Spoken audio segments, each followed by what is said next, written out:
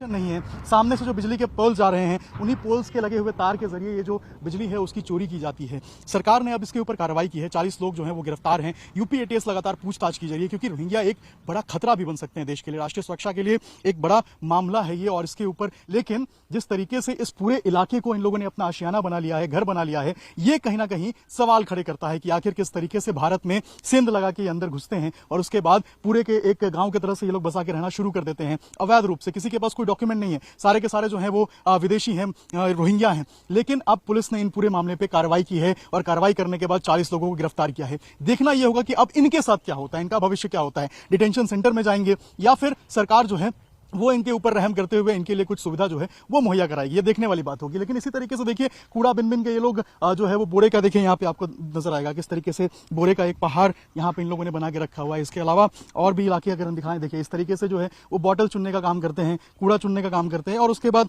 जो कबाड़ी जो घरों से निकलता है उसको भी ये लोग यहाँ पे कलेक्ट करते हैं और कुछ इसी तरीके से ये लोग कलेक्ट करने के बाद रखते हैं। ये पूरा इलाका है, देखिए यहाँ पे इसी तरीके से डिस्कवर बाइक के ऊपर एक ठेला बनाया गया है और इसी में ये लोग लाद लाद के जो सारा सामान है उसको आते हैं, कबाड़ी चुनते हैं, कूड़ा चुनते हैं और इसी से इसको बेचकर जो अपना पूरा काम है वो करते हैं। किस तरीके से जो बिजली चोरी है वो भी यहाँ पे किया जाता था। बाकायदा जो तार है उसको लगाया गया था और सामने पोल से कटिंग करके यहाँ से आप देखिए कि तारों को बांस के सहारे अपने अपने घरों में पहुंचाया गया था। घर अभी बंद है क्योंकि सभी गिरफ्तार हैं और अभी बाकी जो कुछ लोग हैं वो रोड पे हैं, वो अंदर जाने को तैयार नहीं है। लेकिन जिस तरीके से घरों में आपको बिजली के तार जाते हुए दिखाई देंगे, ये आपको देख के समझ में आएगा कि कैसे बिजली की चोरी भी यहाँ पे की जाती थी। और इन्हीं बिजली के सहारे जो बाथरूम है इनके, जो घर है इनके, उसमें रोशनी आती थी। और ये आज से नहीं, समझिए कि तकरीबन 17-18 सालों से ये इसी तरीके से चोरी के बिजली का इस्तेमाल करते हैं। लेकिन कोई बोलने के लिए तैयार नहीं है इस मामले में। लेकिन अगर आप यहाँ आएंगे और देखेंगे तस्वीरों में कि किस तरीके से जो पूरा तार है वो घरों के अंदर जा रहा है और यहाँ पे कोई पक्का मीटर नहीं है, पक्का कनेक्शन नहीं है। सामने से जो बिजली के पोल जा रहे हैं, उन्हीं पोल्स के लगे हुए तार के जरिए ये जो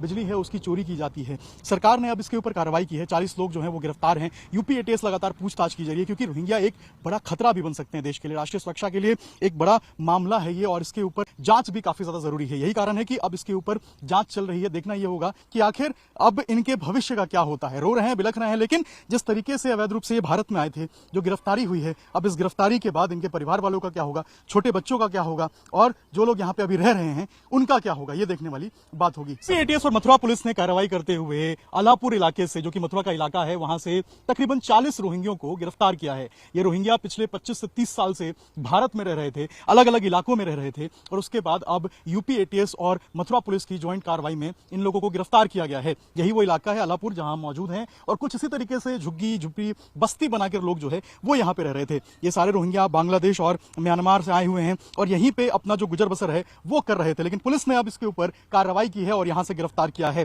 अब देखिए जरा इस पहले पूरे इलाके को देखिए, किस तरीके से एक छोटा कस्बा इन लोगों ने बना के रखा हुआ है। यही नहीं, सिर्फ झुग्गी झोपड़ी आपको नहीं दिखाई देगा। इसके अलावा देखिए, मैं एक और तस्वीर आपको दिखाता हूं। यहां पे बाकायदा पक्के मकान भी जो है वो बना दिए गए हैं। यानी कि जो पुराने लोग हैं यहाँ पे, जो 15-16 साल से हैं, उन्होंने अब पक्के मकान बनाने भी यहाँ पे शुरू कर दिए हैं। ये जमीन बताया जा रहा है किसी जो है व्यक्ति की थी जो आसपास ही रहता था और उसने इस जमीन को किराए पे दिया था और उसके बाद यहाँ पे बसना जो है उन लोगों ने शुरू कर दिया था और झुग्गी झोपड़ियों के साथ साथ जो पक्के मकान हैं वो बना दिए थे। शौचालय भी देखिए आपको नजर आएगा, कुछ इस तरीके से शौचालय भी बना दिए गए थे। पीने का पानी के लिए भी पीछे का जो हिस्सा है उसका इस्तेमाल किया जा रहा था। जो आसपास के लोग हैं वो यहाँ पे आके रहते थे और एक पूरे तरीके से आप समझिए कि इसको एक कस्बा बना के, एक छोटा गांव बना के ये लोग जो है वो रह रहे थे। यहाँ तकरीबन 50 से 60 परिवार बताया जा रहा है कि यहाँ पे रहते थे और कुछ इसी तरीके से किसी के पास ट्रैक्टर आपको दिखाई देगा, किसी के पास मोटरसाइकिल, किसी के पास रिक्शा और यही तरीके से इन्हीं पूरे इलाके में, ये अलापुर का जो पूरा इलाका है, यहीं पे ये सारे लोग जो है